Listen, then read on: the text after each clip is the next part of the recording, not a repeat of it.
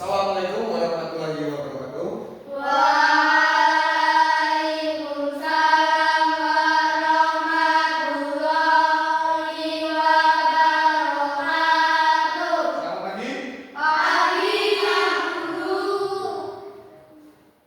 Sebelum pembelajaran, lihatkan dulu ya. Afika, Hadir. Afrizal, Hadir. Ainia, Ayumna, Hadir. Fadila Safik, Hadir. Farah, Hadir. Khairul, Wani, Hadir. Mayeza, Hadir. Rafiq, Hadir. Windy. Hadir. Oke, berarti langsung semua ya. Sebelum pembelajaran, silakan kalian berdoa dulu, dipimpin Mas Faisal maju untuk berdoa.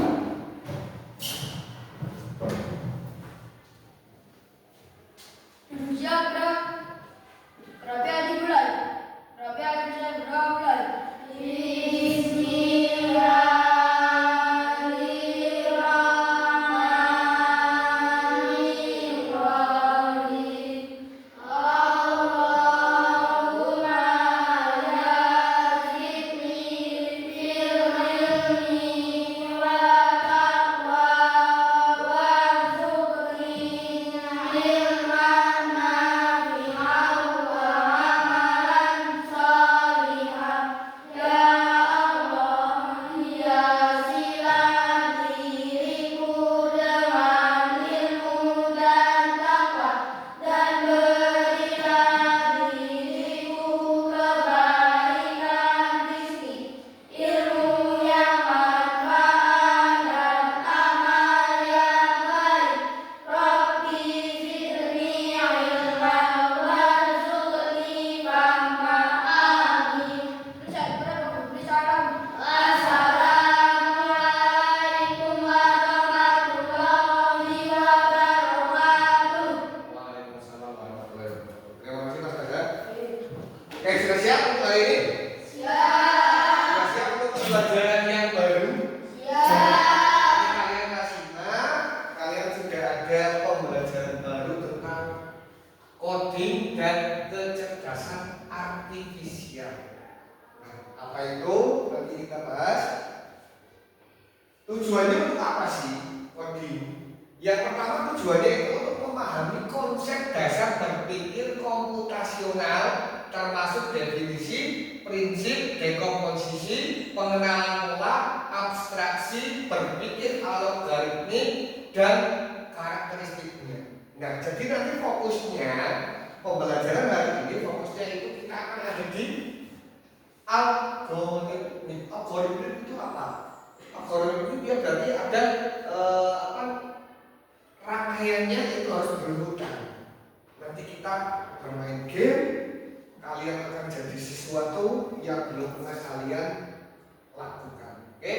Nah, menguraikan dan memberikan contoh penerapan berpikir komputasional dalam menyelesaikan berbagai permasalahan dalam kehidupan sehari-hari dan ringkasan dengan cara kerja sistem komputer. Nah, komputer tahu kalian? Nah, di depan ini Pak Guru punya laptop. Ada yang di rumahnya punya laptop? Ada? Masih siap. Pernah mengoperasikan? Dihidupkan, terus buat apa? Buat tulis. Terus selain buat tulis, nonton YouTube, buat game. Tidak, game. Nah sama, nanti yang akan kita pelajari di sini itu kehidupan sehari-hari kalian ternyata itu sistemnya sama dengan komputer. Ya, oke. Sekarang sudah menunggu. Kalau seperti kemarin panas, sehari-hari itu panas. Kalau panas identiknya dengan apa ya? Dengan apa? Haus. Haus ya.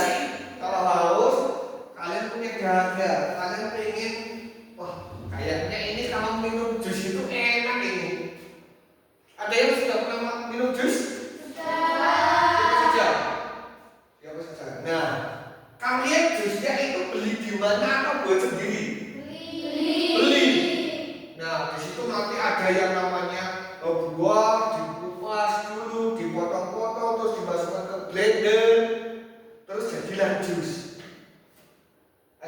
sudah pernah membuat jus sendiri?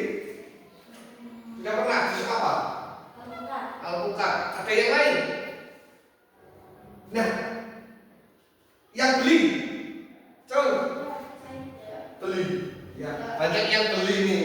Nah, sekarang Pak Guru mau tanya sama kalian. Pertama apa? Buah. Terus di apa? Dikupas. Terus?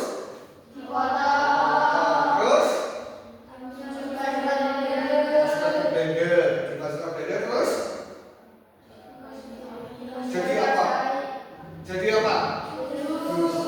Kalian sadar atau tidak? Itu kegiatan kalian beli jus buah, kegiatan kalian membuat jus buah sendiri, itu ada 3 unsur yang sama dengan di komputer. Ketika kalian nanti akan menghadapi air mata, itu ada 3 unsur yang sama dengan kegiatan kalian beli jus dan minum jus. Itu sama. Ada yang namanya input, ada yang namanya proses, dan yang terakhir ada yang namanya output. Input, proses, dan output itu apa sih?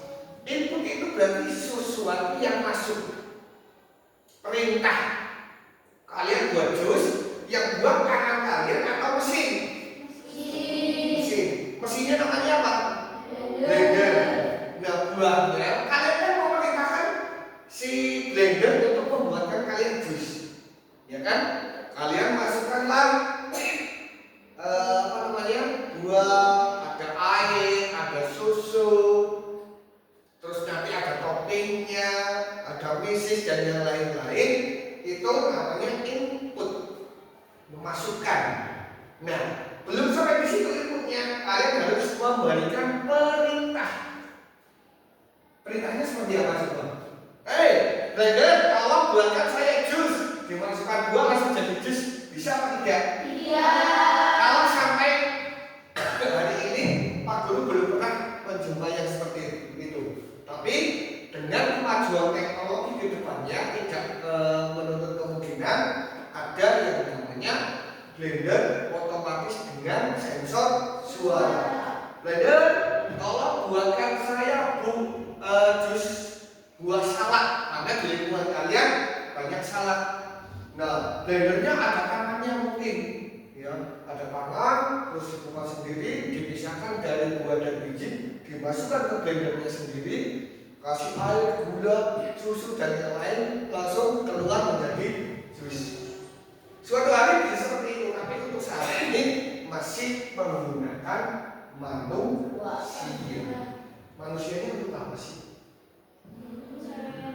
Ya, ngecek apanya? Memangnya di belakang ada tombolnya? Ada. Ada yang titik 1 untuk kecepatan sedang, ada yang titik 2 kecepatan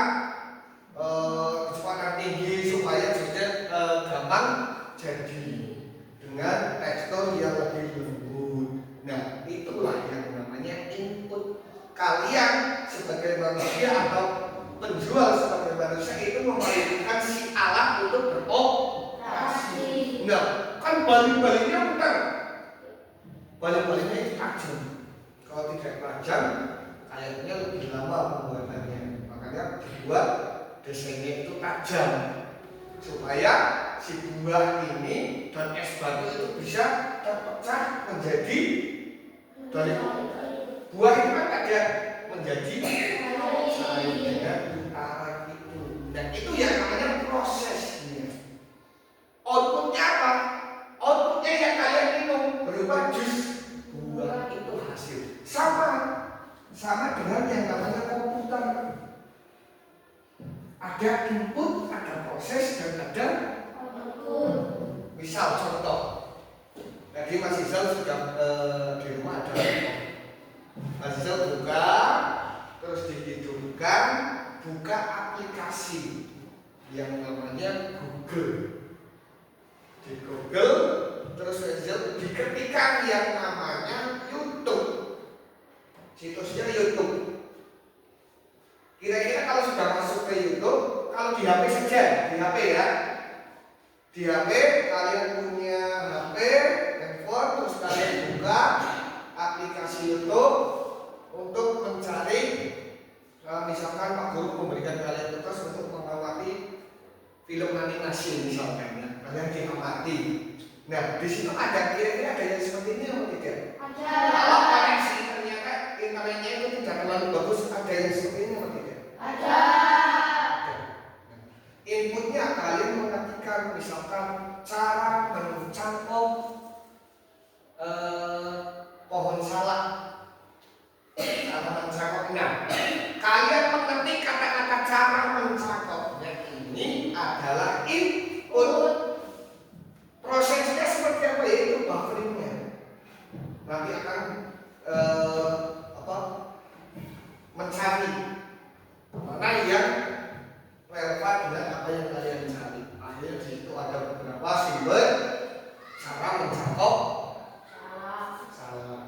Nah, outputnya apa? Ya kalian bisa nonton cara mencangkok. Nah itu outputnya. Oke, lanjut. Nah ini contohnya.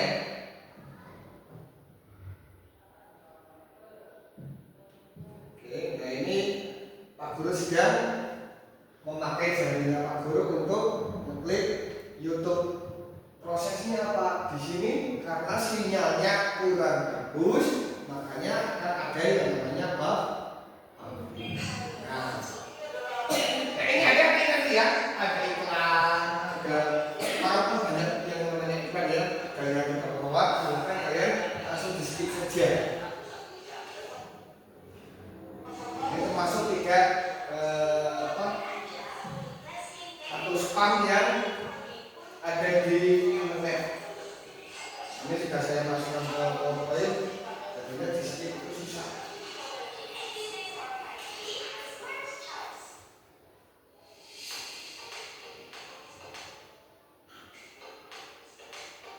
Manis dulu sih kan, semua jadi nikmat ini.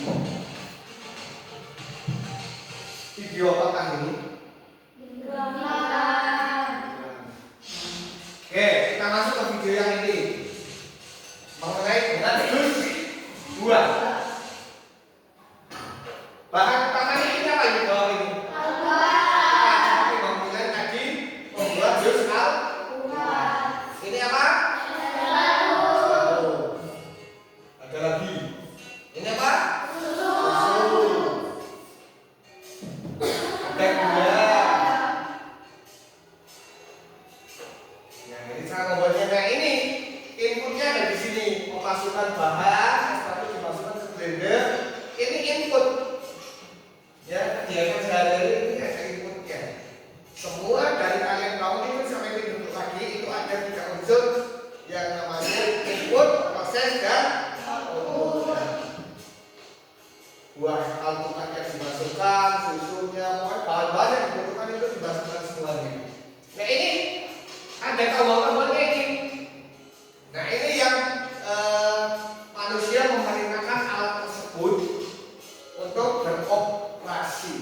Karena tidak mungkin yang namanya blender beroperasi sendiri itu tidak mungkin. Harus dicolokkan dulu ke kertas, masuk arus listrik, akhirnya merubah apa? Energi listrik menjadi apa?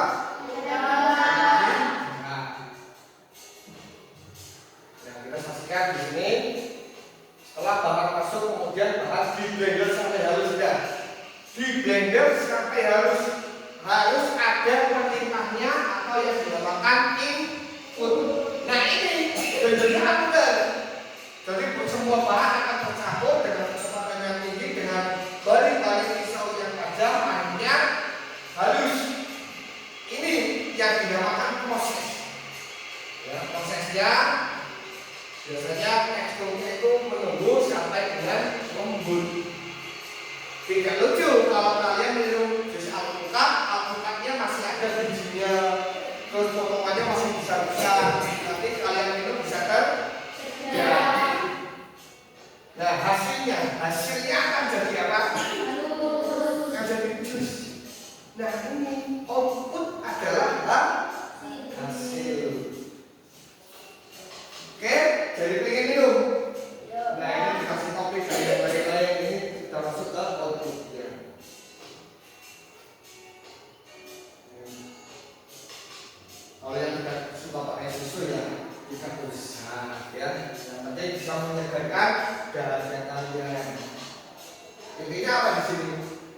Ada tiga proses apa? Yang pertama, input sama dengan terus ada proses itu pengerjaannya, ya. Yang terakhir ada oke, sampai di sini kira-kira di dalam tubuh kalian bangun tidur sampai tidur lagi, ada tiga proses ini atau tidak di tubuh kalian? Contohnya, kalau kalian ngantuk kalian harus apa? Kalau kalian lapar kalian harus apa? Buat contoh ini ya, kalian ngantuk tidur, terus kalian lapar. Diminta ibu kalian atau bapak kalian tidur atau makan? Dulu iya, ketika kalian kecil. Sekarang kalian sudah kelas 5, sudah menginjak usia remaja. Kalau makan ya kalian makan. Kalau lapar kalian makan. Tapi kira-kira ada yang memerintahkan atau tidak? Siapa yang memerintah? Perut yang perintah. Biasanya kalau lapar seperti apa Bang ini? Perutnya bunyi. Terus masih siapa kalau lapar biasanya seperti apa? Gugup, nggak bisa fokus. Ya, beda-beda loh. Beda-beda antara satu manusia dengan manusia yang lain, sinyalnya itu berbeda. Tapi intinya sama.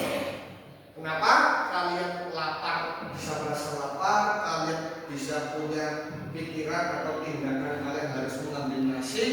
Kalau tidak ada nasi berarti kalian harus cari makanan yang lain untuk kalian makan sehingga perut kalian tidak lapar lagi. Nah, ternyata perut bunyi itu adalah sinyal utama ketika kalian merasa lapar. Perutnya, nah kira-kira perutnya emang perutnya itu bisa memerintahkan sendiri?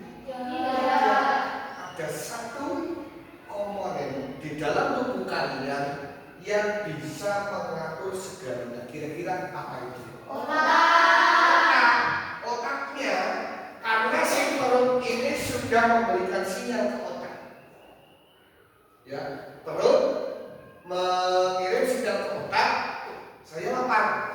Berarti kalau saya lapar saya harus makan. Nah, itu adalah input. Prosesnya seperti apa ya? Ketika kalian mengambil nasi, mengambil sayur, mengambil lauk, terus gelas susu atau dengan air bening, kalian makan, itu adalah prosesnya. Dari proses ambil, makan, dikunyah, ditelan, sampai dengan perutnya kalian kenyang. Itu adalah proses. Outputnya adalah perut kalian sudah tidak memberikan sinyal ke otak bahwa saya sudah kenyang, saya sudah cukup. Makanya ada anjuran ketika makan itu ada anjurannya apa? Makan nasi belum kalian terasa lapar sekali. Berhentilah ketika kalian belum terlalu kenyang. Sudah ada anjuran dari beberapa juta tahun yang lalu. Oke? Di sini ada sekolah. Ada sekolah. Terus ada rumah-rumah. Nah, ketika kalian dari rumah sampai dengan sekolah, kira-kira kalian itu harus jalan lurus terus atau mundur terus atau belok terus? Nah, kalau belok terus ini ya bahaya. Ya, ketika rumah kamu di mana? Di depan sekolahan misalnya. Lah kalau sampai sekolah bagaimana? Saya belok kanan, iya, terus belok kanan terus, belok kanan terus. Jadi apa ini? Muter. Jadi ada instruksinya. Nanti ada yang maju, belok ke kanan, maju, belok ke kiri. Kalau ada halangan harus apa ini? Misal rumahnya Syafiq, karena yang paling jauh, dia itu naik motor dengan bapaknya sampai dengan sekolahan. Di jalan, bapaknya Syafiq itu tidak bisa melanjutkan perjalanan gara-gara di depannya itu ada material bangunan sedang memperbaiki jalan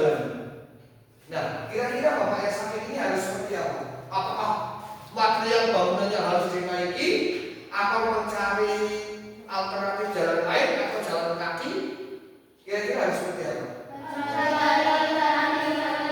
Mencari. Berarti apa? Ketika ada halangan itu harus apa? Mencari alternatif yang sekiranya tidak membahas. Nah, coba ada yang bisa menceritakan ketika kalian berangkat sekolah sampai dengan sekolah? Ya, Afika. Coba. Rumah kamu di mana? Di Sida. Oke. Bagaimana? Supaya kamu bisa sampai ke sekolah, kamu jalan kaki atau diantar atau naik angkutan? Jalan kaki. Coba diceritakan. Kamu bayangkan kamu keluar dari rumah langsung lurus atau belok kanan atau belok kiri? Lurus. Kira-kira berapa meter? 50 meter. Terus belok kanan. Lurus. Berapa meter lagi? 60 meter. Terus ada belok kanan.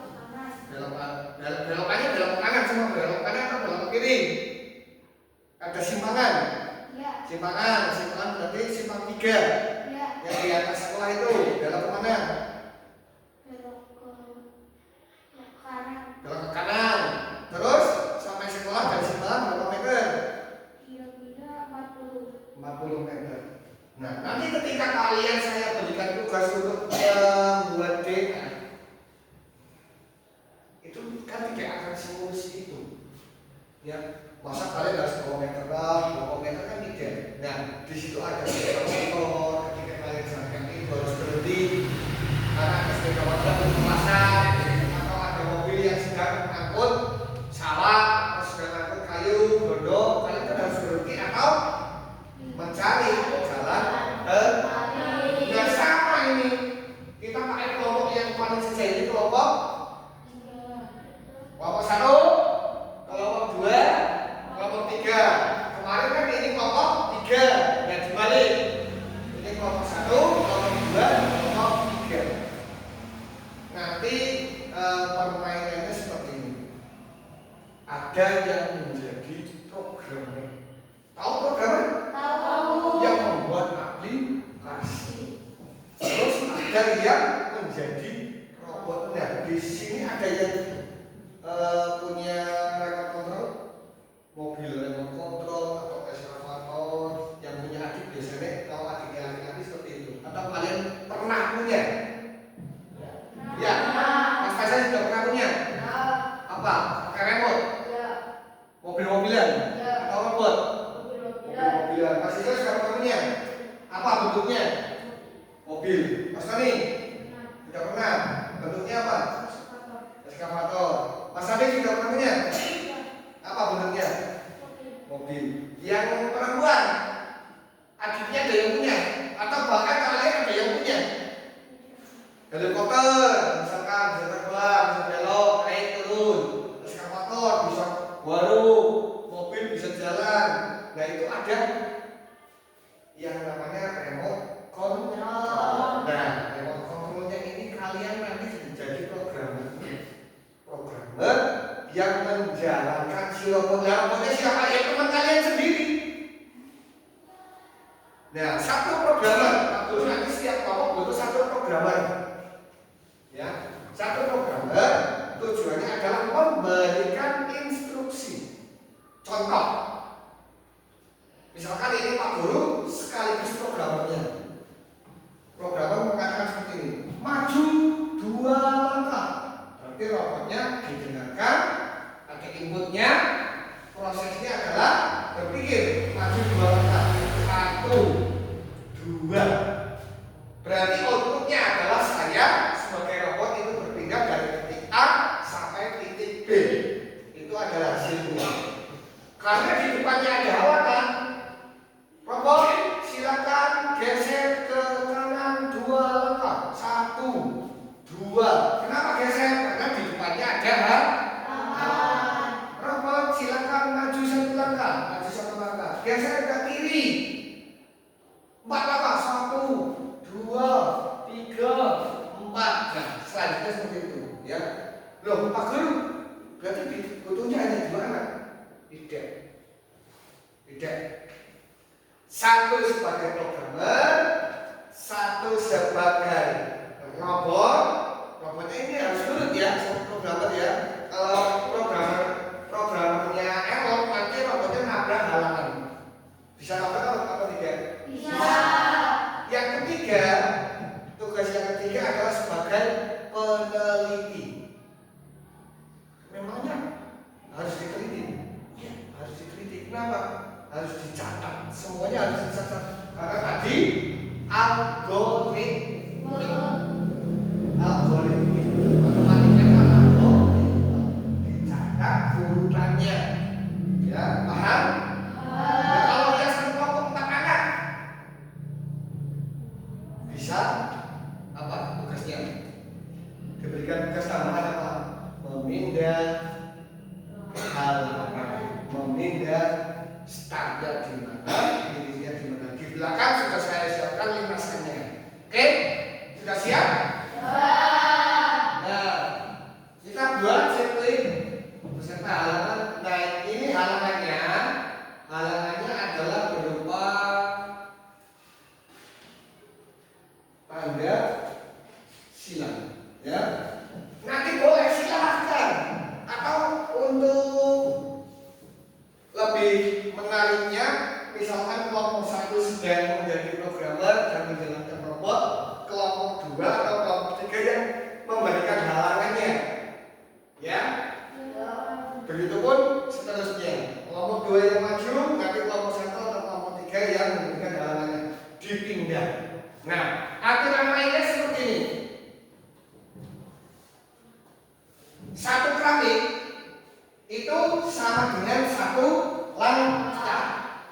Ya. Jadi nanti ketika kalian ini digunakan, kalian cukup ukur satu keramiknya, kalian bisa mengukur perjalanannya berapa meter. Satu keramik ini 40 cm, misalkan 40 cm disuruh maju 4 langkah. Berarti berapa cm? Silahkan sudah berapa? 40 dikali 4. Berarti berapa? 1, 2, 3, 4. Tanpa mengukur menggunakan penggaris atau meteran, kalian sudah paham bahwa robot sudah maju sejauh berapa? Kalau 4 langkah berarti berapa? 160 cm. Nah, nanti tugas yang peneliti dan yang nyadar adalah menghitung jarak yang ditempuh. Aturannya hanya boleh 1 maju, 2 geser. Geser berarti kemana? Ke kanan, ke kiri. Kalau sudah terlanjur karena ada halangan harus apa? Lamanya maju apa? Paham? Instruksinya harus jelas. Programnya harus jelas. Maju 1 langkah, maju 2 langkah, maju 3 langkah, geser 2 langkah. Jelas atau tidak kalau geser 2 langkah? Tidak. Kenapa? Iya, gesernya kemana? Berarti harus geser ke kanan 2 langkah. Ada tambahannya ke kanan. Jangan hanya geser 2 langkah. Jangan ya. Oke, silakan kelompoknya ditentukan dulu. Kelompok 1 programnya siapa? Bisa. Robotnya siapa? Tony. Kelompok 2 robotnya siapa? Sapi. Programnya? Mana? Kelompok 3 robotnya siapa? Azza. Robotnya laki-laki semua berarti. Programnya siapa? Nah, berarti yang tidak terjangkau menjadi programmer yang robot adalah sebagai peneliti. Tugasnya peneliti itu mencari kesalahannya di mana. Kalau tidak salah berarti harus dicatat langkah-langkahnya.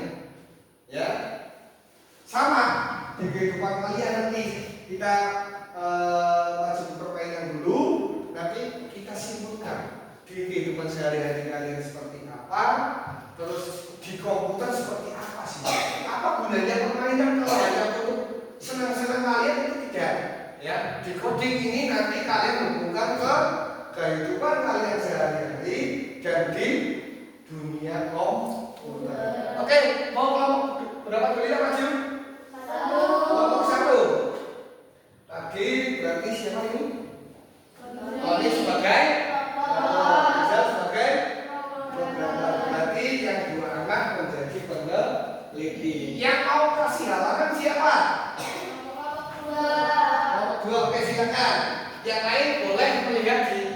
sampingnya.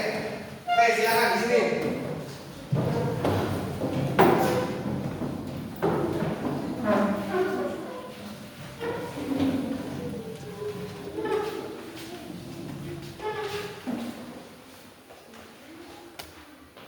Oke, halangannya terserah di kelompok 2 mau diletakkan di mana. Buat sesulit mungkin supaya si robot kelompok 1 sulit sampai dengan ke garis finish. Ya, masih ada berapa halangan? Oke. Ini penelitinya harus berdiri. Penelitinya mengamati berapa langkah sampai dengan finish, dicatat.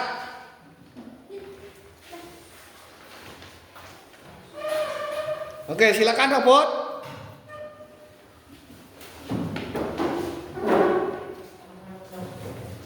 Programmer siap? Oke, silakan programmer jalankan robot kamu sampai dengan finish. Maju 6 langkah.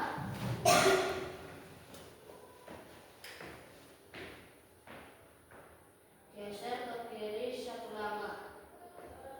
Maju ke depan 3 langkah. Sudah sampai finish? Halangannya terasa mudah atau tidak, programmer? Mudah. Kenapa? Hanya 3 langkah sudah sampai ke finish. Oke, kelompok 2 gantian. Silakan berarti kelompok 3 untuk rubah halangannya. Buat sesulit mungkin supaya algoritmiknya nanti ditulisnya itu susah. Nah. Oke, itu mudah itu mudah Mbak Alia. Kenapa? Lurus dengan start dan finishnya. Dah, oke, hanya ada satu jalan. Oke, silakan programmer siap, jalankan robotmu sampai dengan finish se-efektif mungkin. Perintahnya yang keras. Geser ke kanan 3 langkah. Maju ke depan 4 langkah. Maju ke depan 1 langkah. Error. Nabrak atau tidak? Nabrak. Nabrak. Oke, kalau error berarti harus apa, programmer? Mundur 1 langkah. Geser ke kiri 3 langkah. Maju ke depan 1 langkah. Geser ke kiri 1 langkah. Maju ke depan 3 langkah. Oke, sudah sampai finish untuk robot kelompok 2 meskipun tadi ada satu errornya ya. Oke, halangannya tertabrak. Oke, kelompok 3 persiapan. Jadi kelompok 1 yang rubah halangannya, buat robotnya nabrak lagi seperti tadi sesulit mungkin.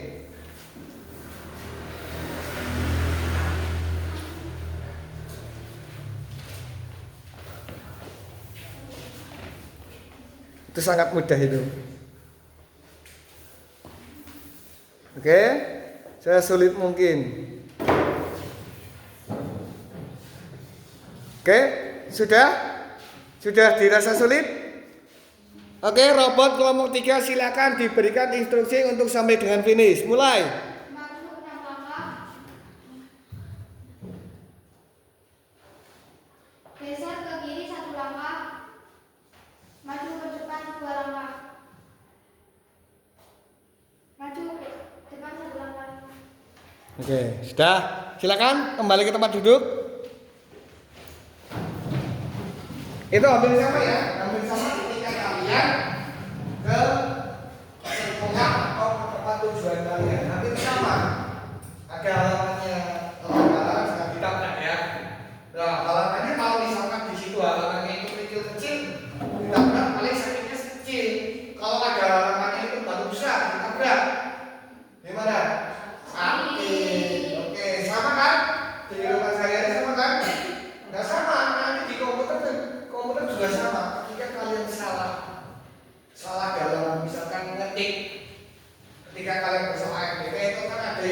namanya soal uraian. Salah ketik misalkan, langsung dilanjutkan apa dihapus dulu? Hapus dulu. Sama tadi di kelompok 2 ada yang nabrak, tabrakan itu kembali. Jadi memburu sama dengan di komputer. Oke. Ada pertanyaan sampai di sini? Berarti setiap tindakan itu ada 3. Tindakan apapun itu akan ada 3 yang namanya perintah, proses, dan hasil, atau bahasa komputernya adalah input, proses, dan output. Di kehidupan sehari-hari atau pada saat mengoperasikan komputer itu juga sama. Ya, tadi lapang itu maka ada input, ada proses, ada output. Dari kalian tidur sampai bangun sampai tidur lagi itu kan banyak kegiatan di kehidupan kalian. Sama ada proses input, output, proses dan output. Kalian mandi pun itu ada proses inputnya juga. Ibunya Tony misalkan pagi-pagi ya mau tidur, terus ada input dari ibunya Tony. Mas Tony mandi dulu, nanti kesiangan berangkat sekolah. Nah itu inputnya. Prosesnya adalah ketika Tony mandi. Hasilnya badannya seger, badannya bersih, jadi ganteng maksimal. Ya, contohnya itu ya. Berarti setiap tindakan seperti itu sama. Ada input, proses dan output. Oke. Nah tugasnya, tugas yang kelompoknya itu silakan kalian selesaikan. Sudah langsung. Ini pengamatnya ini lebih cepat dibandingkan dugaannya Pak Guru. Apa? Berarti apa prosesnya lebih cepat. Kelompok 1 sudah selesai. Kelompok 2, kelompok 3. Dan kalian sadar atau tidak? Tadi Pak Guru memberikan input ke kalian. Catat. Setiap langkah catat. Itu namanya input. Prosesnya adalah ketika kalian mengerti, kalian langsung mencatat. Hasilnya apa? Yaitu hasilnya. Tadi ada errornya, dicatat atau tidak? Oke, error, nabrak. Errornya tadi apa? Tadi sepulangkan.